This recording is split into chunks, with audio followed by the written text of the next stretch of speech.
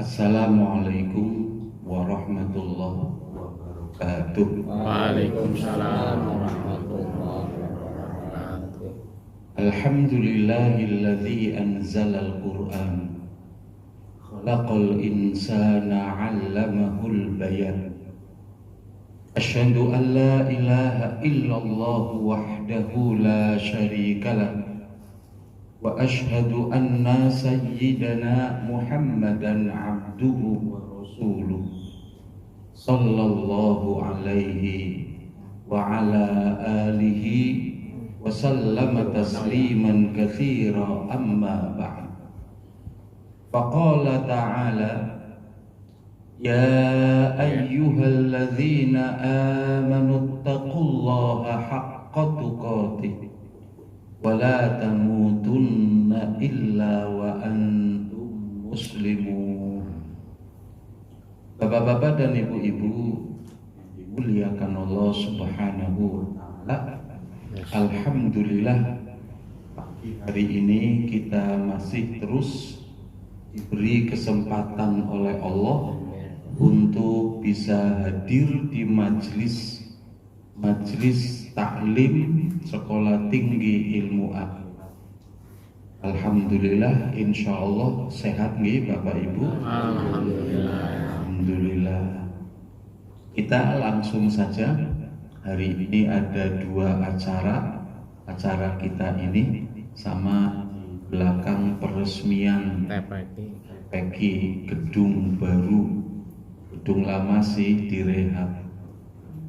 Alhamdulillah hari ini pagi ini diresmikan. Tadi sudah di calling jangan sampai jam 11 ya. Jadi disuruh ngisi apa ya pempenya ngisi apa? Penguatan untuk peresmian. Bapak Ibu, kita masuk ke surat Al-Fil. Surat ini namanya Al-Fil. Penamaannya diambil dari salah satu kata yang ada di ayat pertama, alam taro kaifa fa'ala rabbuka bi ashabil fil. Nah, al-fil menjadi nama surat. Nanti nama yang lain yang populer ini al-fil, tapi bisa juga nanti nama yang lain surat alam taro. Surat alam taro, dua kata pertama dijadikan nama surat. Surat alam taro. Itu di papan tulis masih ada tulisan, hati-hati kita kalau baca jangan salah penggalan. Alam taro kaifa fa'ala. Penggalannya di situ. Alam taro kaifa fa'ala. Jangan alam taro kaifa fa'ala. Berubah jauh. Jangan alam taro kaifa fa'ala. Maknanya jauh. Ala di atas. Ini satu kata kok dipenggal fanya ikut sini enggak. Jadi yang betul alam taro kaifa fa'ala. Alam taro kaifa fa'ala. Alam, tidakkah engkau taro melihat kaifa bagaimana fa'ala Allah memberlakukan, Allah melakukan apa yang Allah lakukan terhadap pasukan gajah. Nah, kalau ini malah bingung artinya apa ini. Alam taro kaifa fa. Jangan, tapi kaifa fa'ala. Ya, jadi ingat dulu zaman ngajar Al-Irsyad, ngajar Quran hadis, pas menyampaikan surat ini, kebetulan di kelas yang saya ajar itu ada anak laki-laki namanya apa ya namanya? Alam, namanya Alam. Terus di kelas itu juga ada perempuan namanya Eva. Barang ngajar ada yang melesetna. Alam taro kaifa. Taruh kayak Alam taro kaifa, Pak. Ada anak yang nyeletuk alam taro kaifa. Dilala alam sama Eva tarok-tarokan. Pas nanti.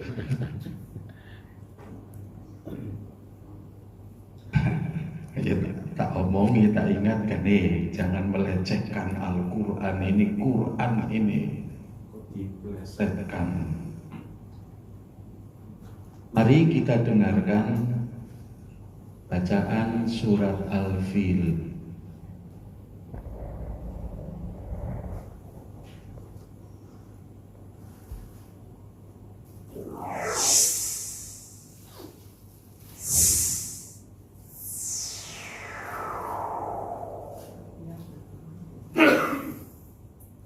Bismillahirrahmanirrahim. Alam tara kaifa fa'ala rabbuka bi ashabil fil.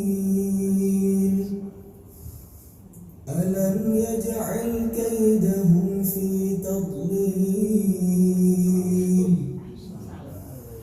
Wa arsala 'alayhim tayran ababil tarmihim bihijaratin min sijjil faja'alahum ka'asfin ma'kul.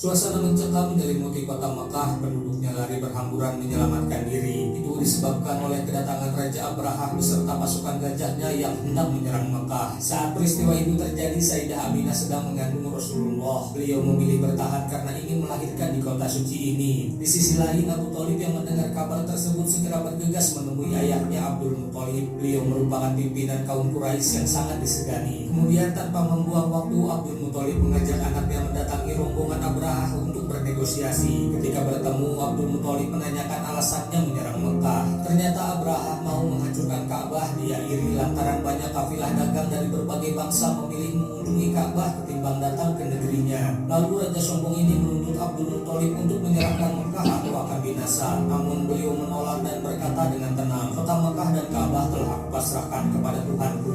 Ucapan itu pun membuat Abraha murka dan semakin tertantang, guys.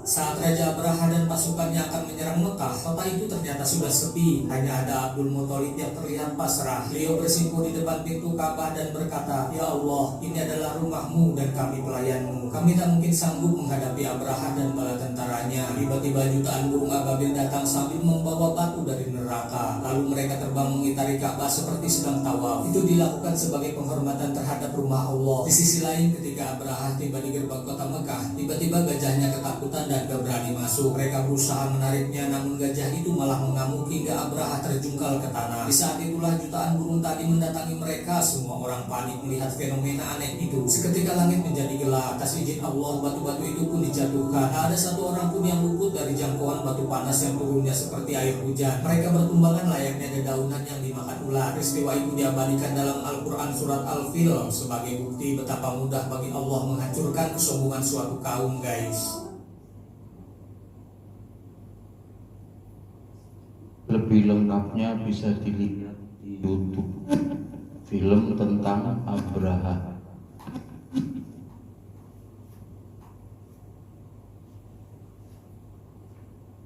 Bagaimana Allah Subhanahu wa Ta'ala menggagalkan rencana jahat musuh mereka yang ingin menghancurkan Ka'bah. Bagaimana akhir dari kesudahan nasib orang-orang yang ingin menentang, melawan Allah dan Rasulnya. Allah mengirim kepada mereka burung ababil yang jumlahnya jamaah datang berbondong-bondong dari segala macam.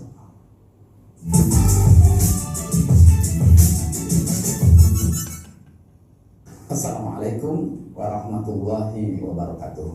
Alhamdulillah wassalatu wassalamu ala Rasulillah wa ala alihi wa sahbihi wa man tabi'ahu wa wala.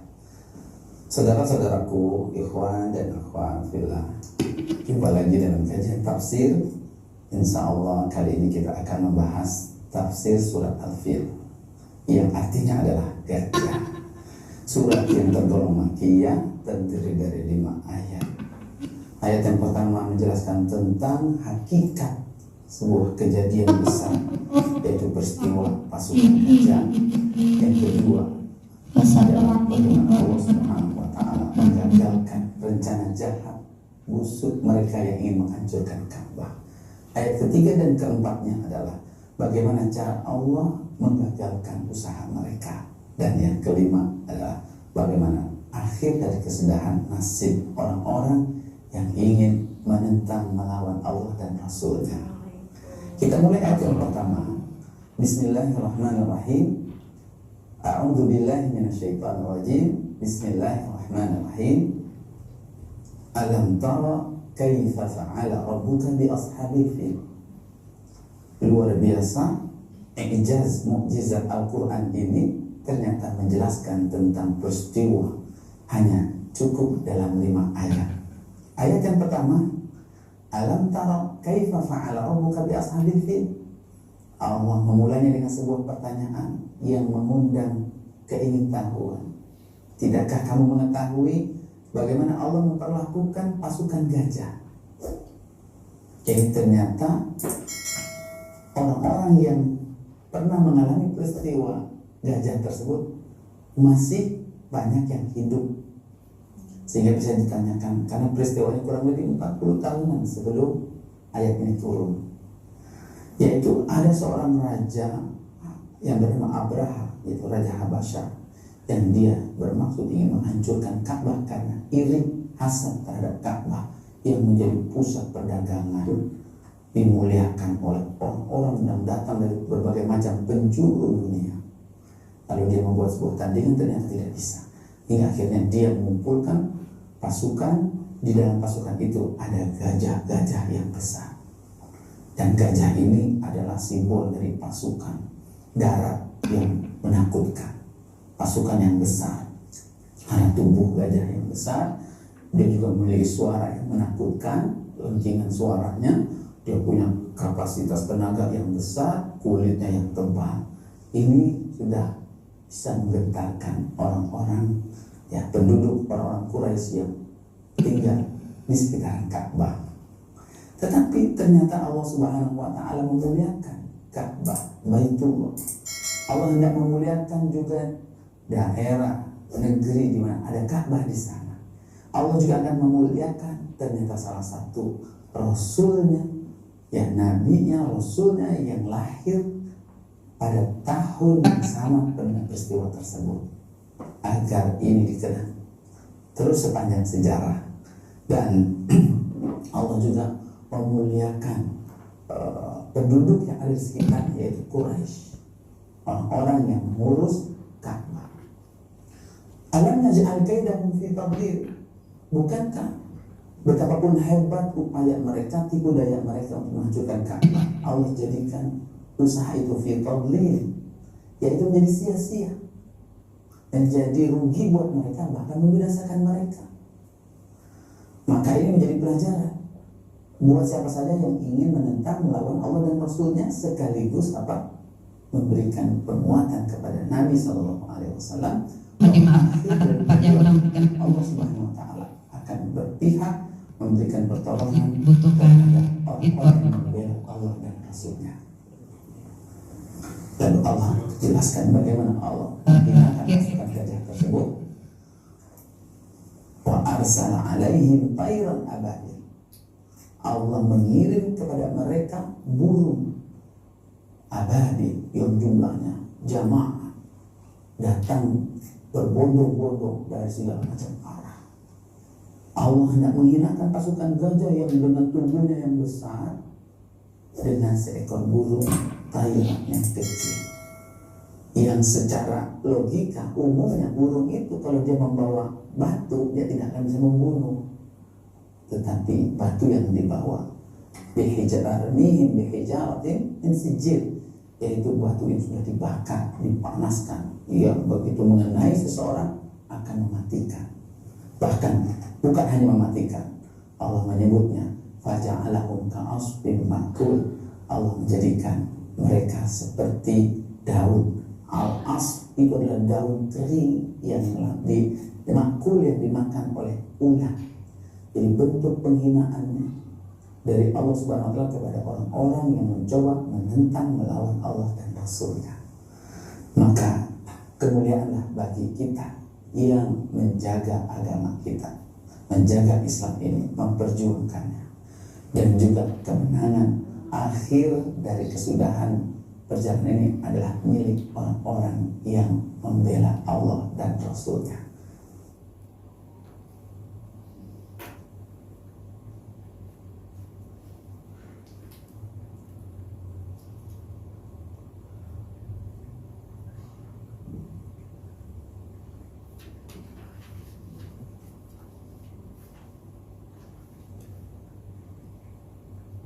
Oke, Bapak Ibu, kita lanjut kajian tafsir surat Al-Fil, sebuah analisis mendalam tentang peristiwa pasukan gajah.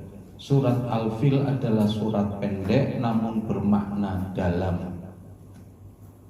Sepertinya hampir setiap surat diawali dengan begitu ya. Suratnya pendek, kan yang kita alami, yang sudah kita kaji, surat pendek-pendek semua, tapi maknanya dalam semua. Itulah Al-Quran, itulah surat-surat Al-Quran. Al-Quran yang menceritakan kisah luar biasa tentang bagaimana Allah melindungi Baitullah dari serangan pasukan bergajah. Kajian komprehensif ini mengeksplorasi konteks historis, sejarah masa lalu, makna spiritual, dan pelajaran praktis yang terkandung di dalamnya.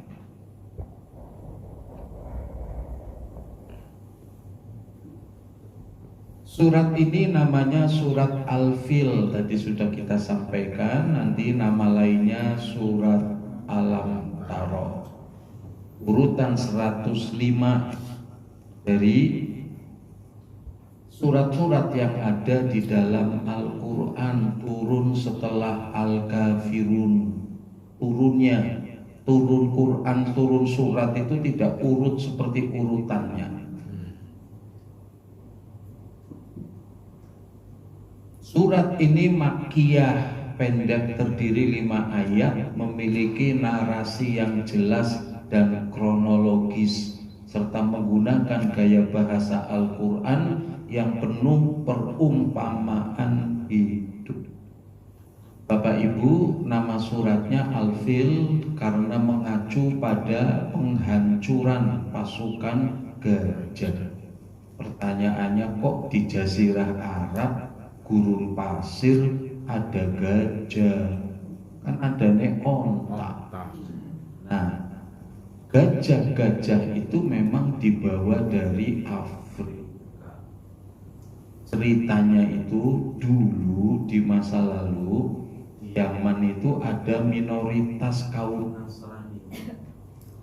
Ada minoritas, mayoritasnya ya musyrik, nyembah berhala. Yang mayoritas rupanya menzolimi yang minoritas. Akhirnya kaum Nasrani yang minoritas minta bantuan. Pertama minta bantuannya ke pusat Kristen. Pusat kan dulu kan ada Romawi Barat, ada Romawi Timur.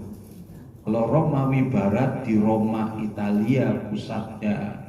Kalau Romawi Timur, Bizantium, itu pusatnya di Turki, Konstantinopel itu. Orang-orang Yaman itu minta bantuan, datang, yang Nasrani itu datang ke Konstantinopel, Turki sekarang. Akhirnya dikatakan terlalu jauh jaraknya. Kalau kami akan kirim pasukan, biayanya terlalu besar, jauh. Kenapa nggak minta yang dekat saja, minta tolong? Ada tinggal nyebrang Laut Merah, lebih dekat di pulau di benua Afrika bagian timur, Ethiopia. Ethiopia kan ada di pinggiran pantai Afrika sebelah timur, berbatasan dengan Jazirah Arab, dibatasi oleh Laut Merah itu. Kalah ke sana. Yang akhirnya nurut datang ke Ethiopia yang dulu Habasyah dikenal. Habasyah itu saat itu modern, dikuasai oleh orang Nasrani modern untuk saat itu.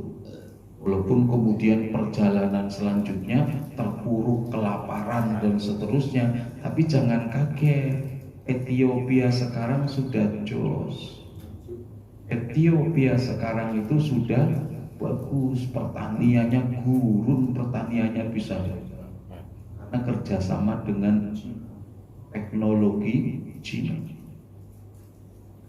Itu akhirnya minta bantuan. Nah, oleh Raja Habasyah dikirimlah pasukan, bukan sekedar menolong orang-orang minoritas Nasrani, tapi punya nafsu juga ekspansi, menguasai daerah Yaman, Jazirah Arab bagian selatan itu, yang akhirnya mereka berhasil dan menguasai Yaman, Jazirah Arab bagian selatan. Abroha itu sebenarnya orang kedua, bukan orang pertama. Di atas Abraha masih ada jenderal utamanya. Abroha itu hanya wakil. Tapi perjalanan berikutnya rupanya Abraha ingin jadi raja, ingin jadi orang pertama. Maka akhirnya berseteru, bertengkar, berhasil membunuh jenderal utamanya. Maka kukuhlah Abroha menjadi gubernur. Menjadi gubernur untuk wilayah Yaman itu, bagian dari Habasyah, Ethiopia. Tapi dia walaupun gubernur kan kalau kaitannya dengan Ethiopia, tapi kalau lingkup Yaman sendiri dia menjadi raja. Abraha itu Nasrani, karena Ethiopia itu Nasrani waktu itu. Akhirnya karena Nasrani dia mengembangkan dong Nasrani, agama Kristennya. Bahkan setelah mendengar di sebelah utara, Yaman ke utara, Mekah kan utaranya Yaman tuh, berarti dengar di sana ada Ka'bah, tempat ibadah orang-orang Arab yang datang dari seantero penjuru untuk melaksanakan haji. Walaupun hajinya sudah tidak kayak sekarang, sudah tidak seperti yang diajarkan Nabi Ibrahim, sudah nyimpang, nyembah-nyembah Ka'bahnya, nyembah-nyembah Hajar Aswadnya, nyembah-nyembah berhala yang tidak sedikit. Tapi kan rame setiap musim haji. Karena rame sudah rumus, ada gula, ada semut, ada keramaian, mesti akan banyak kebutuhan yang dibutuhkan. Maka tanpa komando akan bermunculan pedagang-pedagang. Seperti kemarin yang sudah kita bahas di surat Quraisy. Surat Quraisy itu dimuliakan dengan adanya Ka'bah, adanya peristiwa haji. Mereka bisa berdagang, mengambil keuntungan dari peristiwa haji, berdagang di musim haji. Sampai sekarang kan mereka bisa menyewa-nyewakan tempat kan untuk tinggalnya orang-orang. Bisa jadi seperti itu. Walaupun dulu sederhana, hanya pakai tenda. Nah itu Abraha akhirnya ngiler, bikinlah gereja kanisah itu bahasa Arabnya, gereja bikin kanisah, enggak tanggung-tanggung. karena dia punya nafsu ingin memindahkan ibadah bangsa Arab dari Ka'bah di Mekah itu menuju ke Yaman di gereja yang dia bangun. Maka gerejanya dibangun besar, tinggi, megah, bahkan marmer, ukiran macam-macam lah, yang dinamakan Qulais. Gerejanya namanya Al-Qulais. Saking tinggi, memang kalau mau melihat ya harus dengar, karena pakai topi, topinya bisa jatuh kan itu. Ini namanya bahasa Arab Qolansua. Tadi gerejanya namanya Al-Qulais. Qulais itu bisa bangunan yang tinggi. Topi ini dinamakan Qolansua karena letaknya paling tinggi.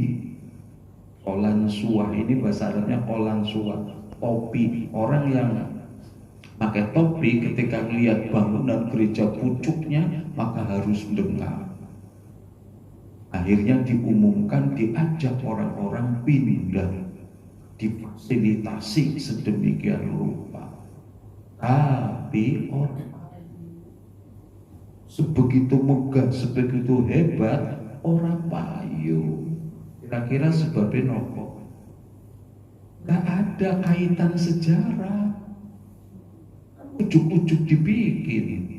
Sementara Ka'bah itu sejarah masa lalu, warisan zaman Nabi Ibrahim, Nabi Ismail. Sudah ada perintah haji, orang sudah datang berbondong-bondong. Perjalanan sampai saat era Nabi, era Islam datang, orang masih tetap haji sampai sekarang, walaupun tadi nyimpang pelaksanaan hajinya. Jadi tidak ada ikatan sejarah, padahal ikatan sejarah warisan nenek moyang, warisan bapak-bapak, kakek-kakek, tradisi, udah mentradisi. Dan tidak mudah merubah sebuah tradisi. Sudah ada ikatan sejarah. Makanya walaupun lebih megah gereja itu, tetapi orang nggak mau. Ya ada sih yang datang, tapi kan tidak banyak. Tidak seperti yang diharapkan. Tidak bisa untuk membangun perdagangan yang akan mendatangkan keuntungan besar. Tetapi orang-orang Arab sendiri ada yang cemburu, khawatir betul-betul berhasil, betul-betul pindah. Kalau pindah, habis loh orang-orang Mekah. Mau hidup dari mana? Kehidupannya diuntungkan oleh peristiwa perdagangan. Perdagangan bisa jalan karena ada peristiwa haji. Kalau pindah ke sana, ada di antara penduduk Mekah itu datang haji ke Al-Qulais itu, ke gereja. Datang ke sana tapi justru tujuannya untuk menjelekkan. Dengan cara apa? Jelek-jelek kena Ibn Rapayu gitu. Dengan membuang kotorannya di gereja itu, gereja untuk menimbulkan kesan jorok, kotor, bau.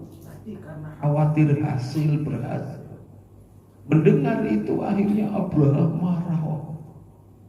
Karena marah. Satu, marah karena gagal, suruh pindah orang gelem. Dua, karena orang Arabnya sendiri malah buang kotoran, ngeledek, melecehkan dan seterusnya.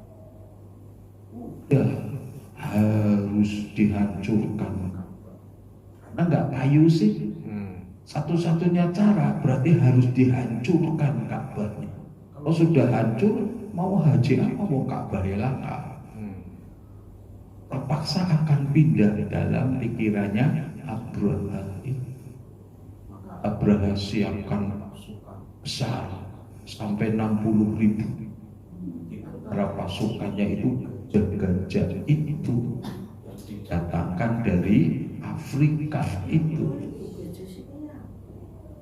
gajah itu zaman dulu itu kayak sekarang kayak tank, paling depan barisnya, orang-orangnya sembunyi di belakang gajahnya.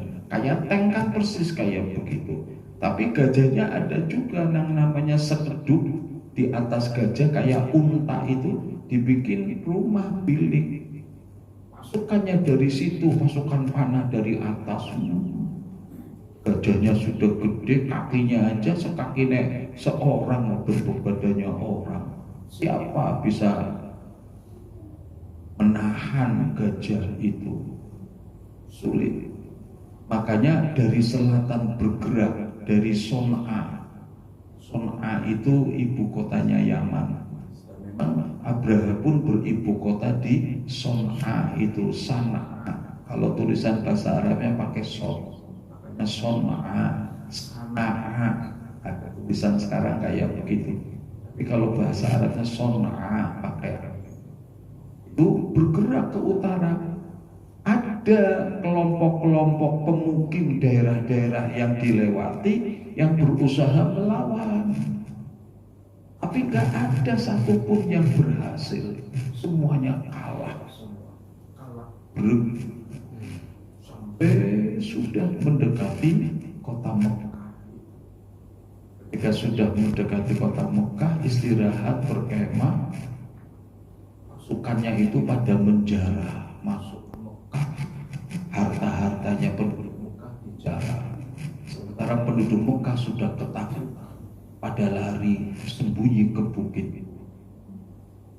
Abdul Muttalib, kakeknya Nabi yang jadi pemimpin saat itu, dipanggil oleh Abraha.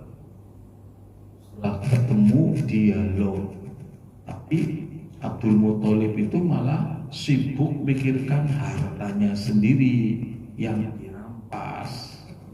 Apa hartanya? 200 ekor unta. 200 itu hartanya Abdul Muttalib dirampas oleh tentara Abraha. Nah, ketika dipanggil ketemu kesempatan minta kembalikan unta saya, Abrahanya meringis. Kamu pemimpin Mekah tak undang ke sini, sing diurus hartane dewek. Aku ini mau menghancurkan Ka'bahmu. Orang kamu gak peduli dengan Ka'bahnya, malah yang diurusi, yang dipikirkan ontamu sendiri. Abdul Muttalib jawab, kalau unta-unta itu milik aku, jadi akulah yang ngurus. Tapi kalau Ka'bah itu milik Allah, Allah lah yang ngurus. Jadi terserah, aku gak perlu ngurus Ka'bah. Itu rumahnya Allah.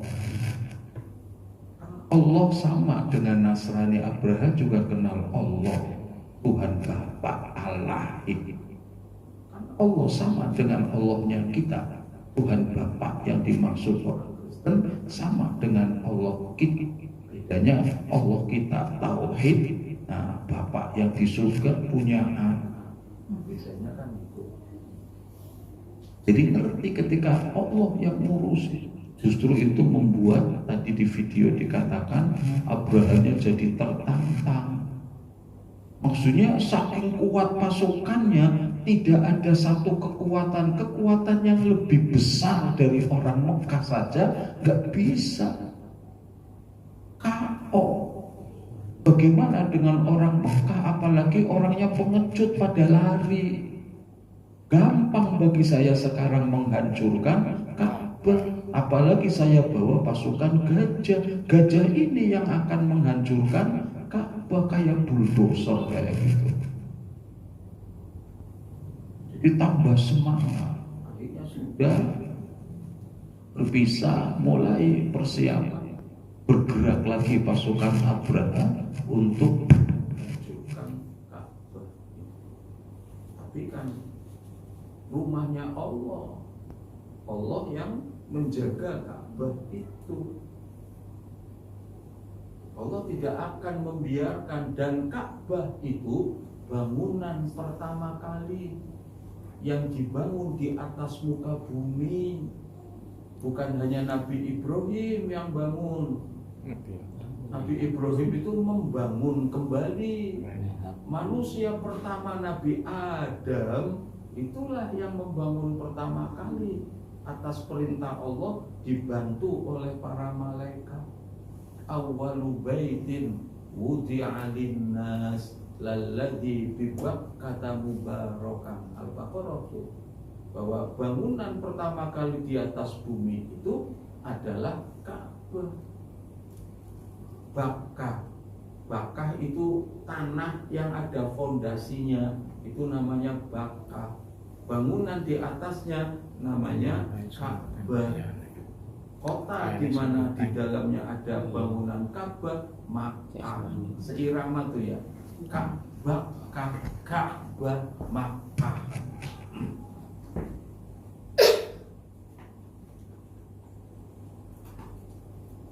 Itu milik Allah, dan bangunan pertama yang sampai akhir, bangunan pertama sampai akhir nanti tidak akan punah. Rusak itu kan ketika di zaman Nabi Nuh, ketika terjadi banjir bandang. Banjir bandang itulah kayak Sumatera lah, banjir selesai lumpur, tertutup lumpur. Itu Ka'bah juga sudah tertutup lumpur. Banjirnya jauh lebih besar di zaman Nabi Nuh, banjir seluruh dunia tertutup. Nah, kemudian di era Nabi Ibrahim itu, Nabi Ibrahim diperintahkan membangun kembali.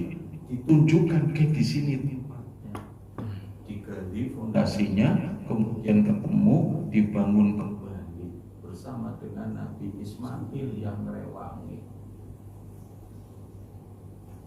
Jadi Allah nggak mungkin itu bangunan-bangunan bikinan manusia yang lain bisa hancur. Ini bangunan Allah, milik Allah. Allah akan menjaga, dan memang terjaga. Ka'bah itu nanti sampai hari sekarang, sebelum kiamat nggak akan ada orang yang bisa menghancurkan Ka'bah pakai rudal. Ya, mereka punya makar, rencana jahat. Allah punya makar, dihancurkan. Kayak Abraham yang merasa mampu, tidak akan ada yang bisa menghalangi menghancurkan Ka'bah. Ternyata Allah lah yang menghalangi dengan mengirimkan pasukan buruh. Bapak dan Ibu,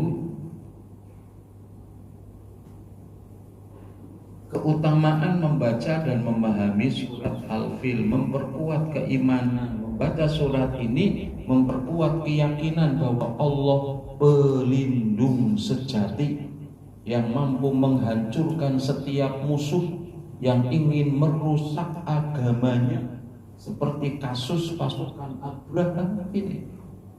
Dan tidak hanya Abraham, Fir'aun seberapa hebatnya mati tenggelam. Yang mematikan siapa? Allah, bukan orang pasukan lain. Allah.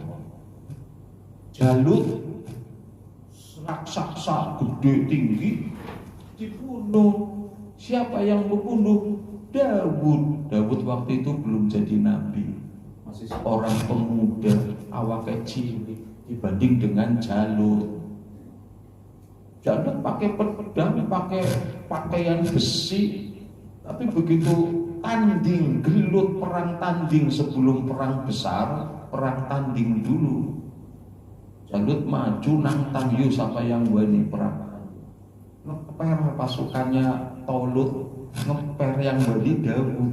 Maju saya berani. Cilik wani. Awain tokoh sama Jalut toh. Tapi Daud pintar pemuda. Daud itu pengembala kambing. Kerjaan sehari-hari gembala kambing, bukan tentara. Gembala kambing. Tapi dia punya senjata. Kan gembala kambing kan rawan disergap kambingnya oleh binatang buas, serigala dan lain sebagainya. Daud itu punya senjata Katapel dia sudah sering main katapel untuk menghalau binatang buas itu. Karena sering main tipis. Katapelnya bukan yang kayak gini tapi yang model gini. Kayak Palestina kayak gitu tuh. Ya diputar-putar gini. Saya sendiri belum pernah main gitu, jadi ngelepas batunya gimana caranya. Tapi modelnya kan kayak begitu. Nah, Daud berpikir saya mengatakan nabi karena saat itu belum jadi nabi. Daud muda itu berpikir saya menghancurkan, mengalahkan, caranya bagaimana ya? Kalau perang tanding pakai pedang yang orang mungkin no. Jalut pedangnya lebih gede dah, Nabi Daud palingan pedang. Kalalah tenaganya dia aduh itu. Makanya kata dia mikir dicari sasaran antara dua mata. Di sini nih. Nyari sasaran di sini. Udah kena di sini, kena persis seperti yang di sasarannya itu. Langsung pingsan tumbang. Begitu pingsan baru Daud ambil pedangnya, dipotong lehernya. Raja gede tinggi, pimpinannya, komandan perang mati. Bagaimana pasukannya? Satu mental loh. Artinya bangga, euforia, orang bakal kalah, pasti menang. Jebule raja nih, yang paling hebat, yang paling gede KO oleh bocah cilik. Sementara pasukannya Tolut itu kan Daud dibawa menjadi anak buahnya Tolut jadi raja, jadi komandan pasukan, yang mimpin pasukan. Semangat toh pasukannya Tolut, sementara sini padahal jumlahnya lebih banyak. Udah begitu perang udah habis kalah. Akhirnya Daud diangkat jadi menantu Tolut, dinikahkan dengan putri raja Tolut, yang akhirnya nanti mewarisi kerajaan mertuanya. Jadilah raja sekaligus diangkat jadi nabi. Nanti akan melahirkan anak Nabi Sulaiman. Ya jadi nabi, ya jadi raja. Itu Nabi Daud dan Nabi Sulaiman itu orang yang jadi nabi sekaligus jadi raja. Kalau Nabi Muhammad mau nabi tokoh bukan raja. Walaupun kalau mau berlaku seperti raja ya bisa, sampai simpan ngalami. Tapi luar biasa beliau tidak memposisikan diri sebagai raja. Memperkuat keimanan, pelajaran tentang kekuatan Allah. Manusia kan sombong kayak apa? Sombong-sombongnya manusia punya kelemahan karena manusia lemah. Allah lah yang paling kuat. Pencegahan takabur. Jangan sampai ada manusia takabur. Sekuat apa, sehebat apa, sekaya apa, kalau mau dibandingkan yang paling kuat, yang paling kaya manusia Nabi Sulaiman. Iya. Kaya satu Bilqis yang melantak-melantak saja nggak ada apa-apanya di hadapan kekayaan Nabi. Satu Bilqis waktu sebelum nyerah itu damai kami bayar upetinya dikirim. Begitu dikirim Nabi Sulaiman ngeliat upetinya diguyur, stok gawa balik mana apa-apaan. Yang akhirnya bukan ngirim upeti, menyerahkan diri. Ratu Bilqisnya sampai datang menyerahkan diri ke Nabi Sulaiman. Waktu masuk istana sampai roket dicing-cing, ada di banyu lantai karena saking kinclonge. Nabi Sulaiman mesem jadi dicing-cing. Tapi bahasa itu bukan Yang hebat lagi, singgasananya Ratu Bilqis kan ditinggal di Yaman.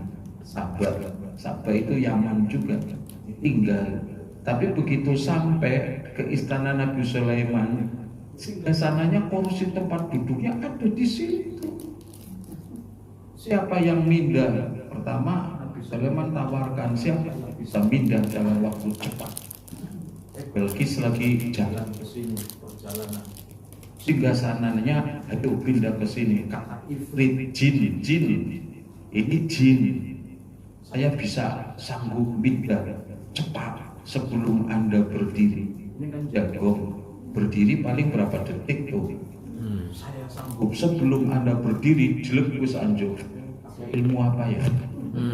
Ini jin loh, pantes so, jin kan goib tuh. Nah, ada lagi, ini manusia, salah satu menterinya Nabi Sulaiman. Saya lebih cepat lagi sebelum mata Anda berkedip. Lebih cepat kan? Kalau tadi sebelum Anda duduk, bangun dari duduk, ini sebelum mata Anda berkedip. Ya wis pindah, jelek wis ada. Ini ilmu apa ya? Yang jelas bukan sihir.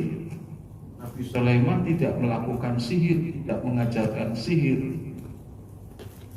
Wa ma kafara Sulaiman walakinna syayatina kafaru yu'allimunan nasa sihr. Nabi Sulaiman enggak mengajarkan sihir. Karena orang yang belajar sihir itu kafir. Orang yang melakukan sihir itu syirik terbesar. Wa ma kafara Sulaiman, Nabi Sulaiman tapi jin setan. Tapi saat itu, saat Nabi Sulaiman masih hidup, jin, iblis, ifrit dan lain-lain juga nggak berani menjalankan sihir karena akan takut kepada Nabi Sulaiman. Begitu Nabi Sulaiman meninggal, baru tuh jin kafir itu lepas kendali. Tapi lucu, mereka diprank. Jadi Nabi Sulaiman lagi ngawasi monitoring, jin-jin lagi pada kerja. Jin-jin lagi pada kerja sambil lirak-lirik. Nabi Sulaiman lagi ngawasi, lagi ngadep, berdiri pakai tongkat. Sampai belum maning masih berdiri, masih ngawasi sampai 1 tahun.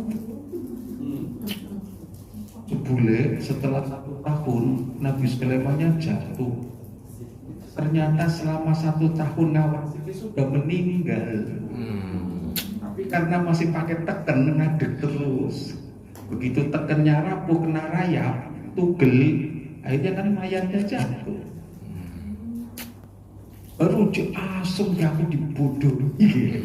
Jebule wis mati. Begitu Nabi Sulaiman meninggal, sebelum meninggal, jin jahat itu mengubur buku primbon, buku sihir di bawah singgasananya Nabi Sulaiman. Begitu Nabi Sulaiman meninggal, digali. Terus mereka sebarkan, katakan, oh Nabi Sulaiman bisa hebat karena ini. Buku primbon ini rumusnya ditaruh di bawah singgasananya. Ayo kita belajar ini. Mulai itu sihir. Sampai nanti di masa Nabi Musa ada apa? Sampai sekarang sihir. Jauhan kita Abraha Joke Sulaiman. Nah ini kisah Abraha. Hampir sama dengan tadi yang saya sampaikan. Adalah tentang panglima perang Kristen dari Yaman, Aksum. Aksum itu nama lain dari Ethiopia ataupun Habasyah. Ambisius membangun gereja Megah Al-Qulais untuk menyaingi Ka'bah di Mekah, lalu menyerang Mekah dengan pasukan gajah untuk menghancurkan Ka'bah karena iri. Namun gagal total. Allah mengirim burung-burung ababil. Ababil itu berbondong-bondong ya, bukan nama burung. Burung yang keadaannya terbang berbondong-bondong. yang menjatuhkan batu-batu panas, menghancurkan seluruh pasukannya tepat saat kelahiran Nabi. Nabi itu lahir tahun gajah, tahun 1 gajah. Kenapa dinamakan tahun gajah? Orang Arab zaman dulu itu udah biasa kalau ada kejadian penting dijadikan kalender tahun. Nah itu peristiwa penting mau penghancuran pasukan gajah, maka dijadikan tahun. Kalau bulan hari yang sudah berlaku hanya tahunnya saja, tahun gajah, maka Nabi dikatakan lahir tahun 1 gajah. Jadi tahun yang sama dengan kejadian penghancuran pasukan Abraha, selisih kurang lebih 3 bulan. Jadi sebelum Nabi lahir, kejadian 3 bulan sebelumnya penghancuran pasukan Abraha itu seakan Allah memberikan sinyal akan lahir manusia mulia yang akan merubah akidah manusia. Nah, diawali dengan kejadian luar biasa penghancuran pasukan gajah. Nah, turunnya surat fil ini juga dalam rangka itu, mengingatkan orang-orang kafir Mekah yang membenci Nabi, yang berusaha menghalang-halangi, menghentikan dakwah Nabi. Ingat surat Al-Kafirun, kan mereka lobby ke Nabi biar berhenti dakwah. Bajanya mereka wis gantenan, wis mau nyembah Tuhane. Ya Nabi kan tetap nolak. Mereka sudah merasa baik, berbaik hati, ngalah, nolak juga, kan tambah sewot. Jadi permusuhan kepada Nabi dan para sahabat semakin kencang. Nah turunlah surat ini. Kon aja ungrungan orang kafir, seakan-akan kayak gitu, kayak Abraha, simpan menghancurkan Ka'bah, laka kekuatan yang bisa menghadang, tapi akhirnya hancur oleh Allah. Kalian melihat kan dengan mata kepala, kan masih pada lihat. Abu Thalib masih hidup saat ini, kan berarti turun surat Al-Fil itu kira-kira tahun ke-5 setelah kenabian. Berarti kurang lebih 45 tahun. 45 tahun dari kelahirannya Nabi.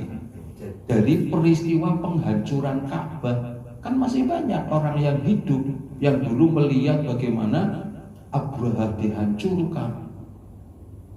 Pasukan yang kuat kayak begitu aja hancur oleh Allah. Ini Nabi Allah. Kamu mau? Seakan-akan kayak begitu, diturunkannya karena untuk menghardik orang-orang kafir Quraisy agar tidak sombong kayak Abraha, hendak menghentikan, hendak membunuh, hendak menghancurkan dakwahnya.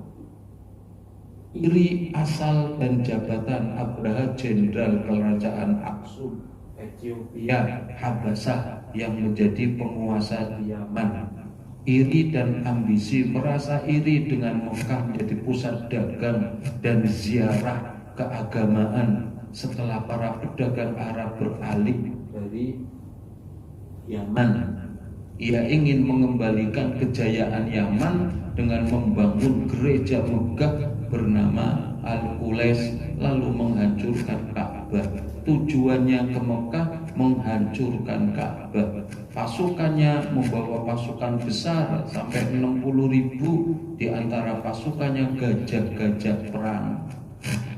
Kegagalan gajah saat tiba di Mekah, gajah-gajahnya berhenti dan tidak mau maju.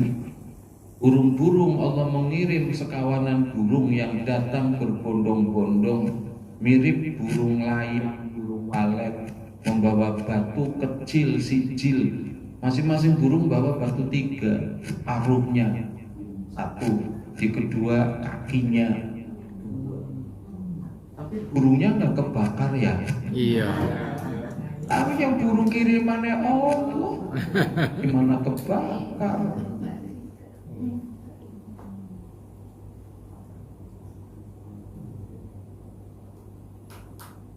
kehancuran batu-batu itu dijatuhkan ke pasukan Abraha, menghancurkan mereka menjadi seperti daun kering dimakan ulat. Hanya tersisa bangkai, tersisa kerangka, tulang-tulang. Peristiwa ini terjadi pada tahun Gajah, bertepatan dengan tahun kelahiran Nabi Muhammad Sallallahu Alaihi Wasallam. Ayat pertama penegasan dan pengingatan. Apakah kamu tidak memperhatikan bagaimana Tuhanmu telah berbuat terhadap tentara gajah? Secara khusus kamu Nabi Muhammad. Tapi untuk menyinggung orang-orang kafir Mekah, secara umum ditujukan kepada mereka. Alam taro, apakah kamu tidak melihat? Ungkapan untuk menarik perhatian dan mengingatkan pentingnya peristiwa ini. Gajah merujuk pada tentara bergajah Abraha, fil gajah. Makna mendalam, Allah mengajukan pertanyaan retorik kepada umat Muhammad untuk merefleksikan kejadian perlindungannya. Ayat ini menekankan bahwa peristiwa ini bukan kebetulan, tetapi bukti intervensi Allah yang nyata dan patut direnungkan. Sama kayak tenggelamnya Fir'aun, intervensi Allah. Ini juga intervensi Allah. Pada perkelahian Daud dan Jalut bisa jadi juga intervensi Allah sampai batunya bisa kena sasaran. Ya, walaupun usaha Nabi Daud juga, tapi kan dibimbing oleh Allah. Secara logika nggak mungkin Daud mengalahkan Jalut. Artinya Allah pasti akan memberikan pertolongan. Oligarki begitu hebat mencengkeram umat Islam Indonesia. Sumatera begitu hancur luluh banjir kayak begitu.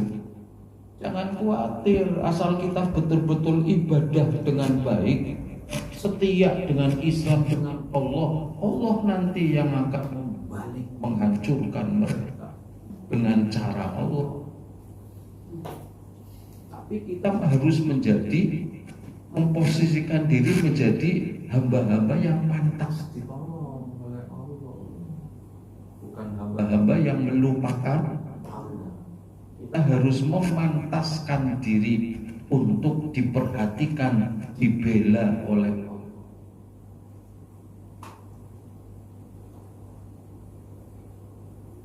Rencana gagal dan burung ababil.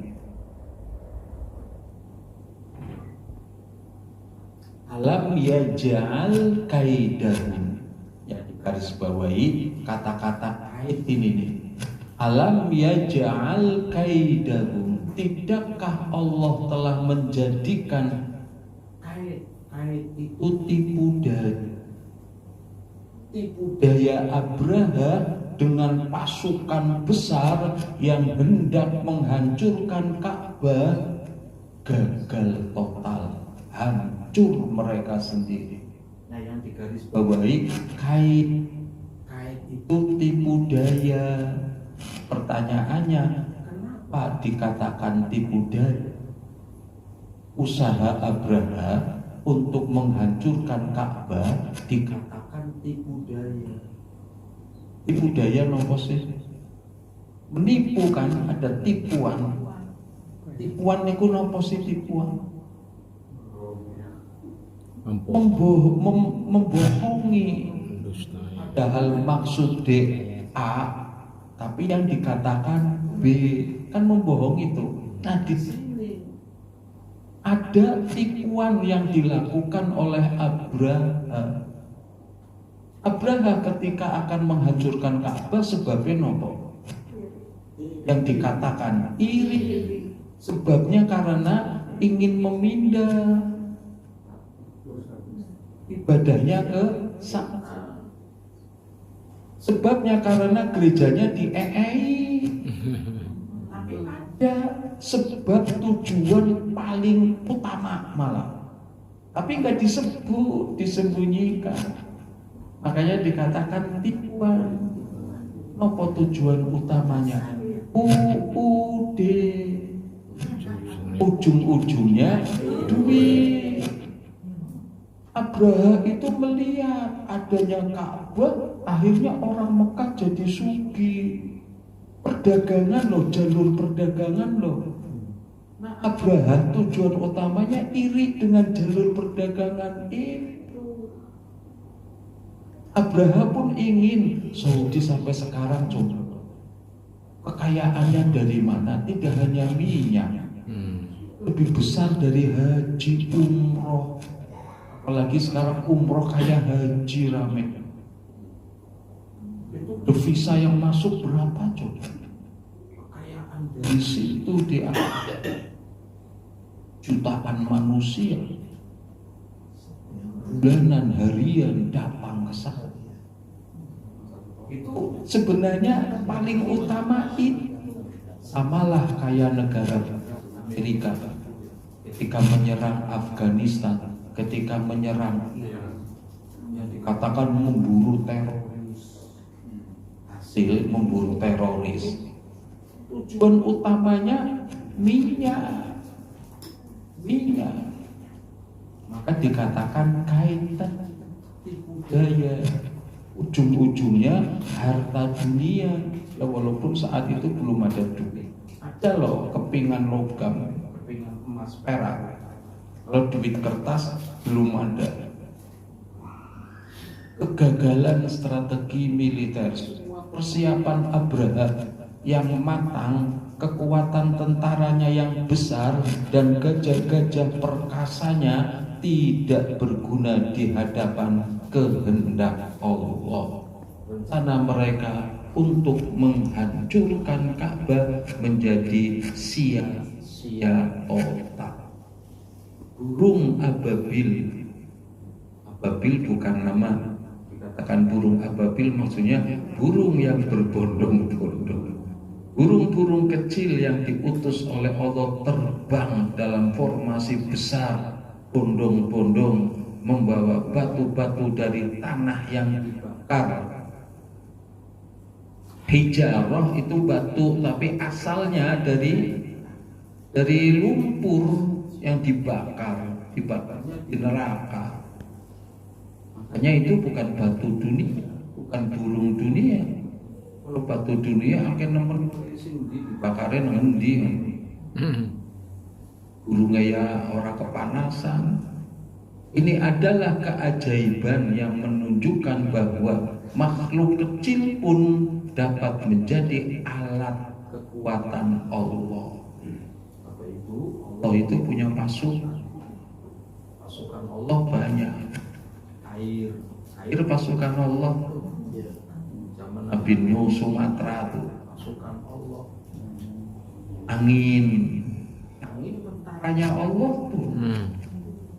Tanah, gempa longsor itu lempengan-lempengan bawah tanah bergeser, ngerogel sedikit lempengan-lempengan tanah tuh.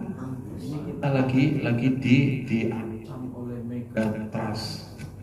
Kapan akan terjadi? Kita dikepung, Indonesia sekarang dikepung oleh megatrust itu. Maksudnya lempengan-lempengan besar yang sudah waktunya. Kalau itu terjadi, bisa terjadi gempa besar, bisa terjadi tsunami dan seterusnya. Itu pasukannya Allah, termasuk burung ababil. Bukan burung ababil, sekali lagi bukan namanya. Burung yang berbondong-bondong itu, burung itu juga bisa menjadi pasukan. Hikmah pelajaran penting dari surat Al-Fil. Kekuasaan Allah mutlak. Tidak ada kekuatan di alam semesta yang dapat melawan kehendak Allah. Kekuatan material, senjata dan angkatan perang hanyalah ilusi jika bertentangan dengan kehendak Allah. Termasuk di zaman Nabi terjadi ketika perang Ahzab. Madinah dikepung sedemikian rupa. Tidak hanya orang Quraisy Mekah, tapi juga berkolaborasi bersekutu dengan suku-suku kecil yang ada di sekitar Mekah, sekitar Madinah. Nabi terkepung sekian hari lamanya. Kalau kepungan itu terus bisa habis. Tapi Allah menurunkan pasukannya. Terjadi badai gurun yang menghempas pasukan Ahzab. Ahzab namanya perang Ahzab karena saking besarnya jumlah pasukan gabungan sekutu dari beberapa kelompok itu. Allah hancurkan dengan pasukan itu dengan badai gurun. Makanya dinamakan perang Al-Ahzab. Perlindungan Baitullah Ka'bah adalah rumah Allah yang dilindungi secara istimewa. Setiap upaya untuk merusak atau mengurangi kesakralannya akan ditolak keras oleh Allah dengan cara yang menakjubkan. Sampai sekarang tidak ada upaya untuk, ya ada sih upaya, tapi nggak ada yang berhasil. Ada yang nembakan rudal kan. Gagal. Kerendahan hati dan tawakal. Umat muslim harus rendah hati, tidak boleh takabur kayak Abraha, dan selalu bertawakal kepada Allah. Kesulitan apapun tawakal.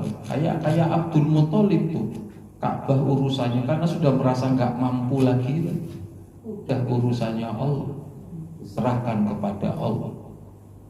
Kemenangan sejati datang dari keyakinan kepada Allah, bukan dari kekuatan sendiri. Orang Mekah itu diselamatkan oleh Allah, bukan menyelamatkan sendiri kekuatannya sendiri. Mereka tidak punya kekuatan apa-apa. Mukjizat sebagai bukti kebenaran. Peristiwa luar biasa ini adalah bukti nyata kebenaran agama Islam, dan kehadiran Nabi Muhammad di tahun kelahirannya menjadikan tahun tersebut tahun yang berkah, penuh keajaiban. Kesimpulan dan relevansi. Surat Al-Fil adalah bukti nyata dari kekuasaan Allah dan perlindungannya terhadap agama Islam. Peristiwa tentara bergajah Abraha yang menunjukkan bahwa tidak ada kekuatan apapun yang mampu mengalahkan kehendak ilahi. Hingga hari ini Ka'bah tetap berdiri kokoh sebagai pusat ibadah muslim di seluruh dunia. Di era modern ini, relevansi surat ini tetap sangat kuat. Ketika umat Islam menghadapi berbagai tantangan dan ancaman terhadap agama, surat Al-Fil mengingatkan kita untuk tetap percaya kepada Allah, menjaga ukhuwah Islamiyah, dan tidak takabur dengan kekuatan duniawi. Pelajaran utamanya adalah bahwa kepercayaan kepada Allah dan kerendahan hati adalah kunci kesuksesan sejati dalam hidup, baik dunia maupun akhirat. Pesan utama, percayakan segala urusan kepada Allah dan jagalah hati dari kesombongan. Relevansi atau aplikasi praktis atau realisasi yang bisa kita lakukan: tingkatkan kesadaran spiritual, ibadah kita, tawakal kita, dan doa, khususnya dalam memohon perlindungan agama. Tadi tafsir 4 sama 5-nya belum, baru sampai 3 terus langsung ayatnya. 23 baru itu. Iya, yang habis ini. Oh, berarti hilang di sini nggak ada. 4 Wa arsala alaihim tayran ababil. Allah mengirim, mengirim tayron. Tayron itu dari kata toro yati. Semua makhluk yang terbang itu bisa dikatakan toir. Nah, di antara makhluk terbang yang paling hebat terbangnya ya burung. Yang paling hebat kan burung, kinjeng terbang. Tapi seberapa hebatnya kinjeng? Burung yang paling terbang. Laron. Burung itu laron, terbangnya sedelak tok anjlok tiba. Saya cilik awake gede. Burung ada, kan pernah dengar kan gembul, Ya. nah, lagi ngetren kan. Ya. Menafsirkan ini seenak udele dewek.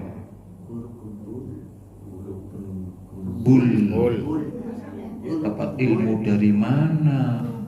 Dia mengatakan toiron itu bukan burung, tapi meteor. Ya bukan ustaz, guru gembul bukan Guru itu. mulai pinter ya dikasih akal yang bagus, pinter ini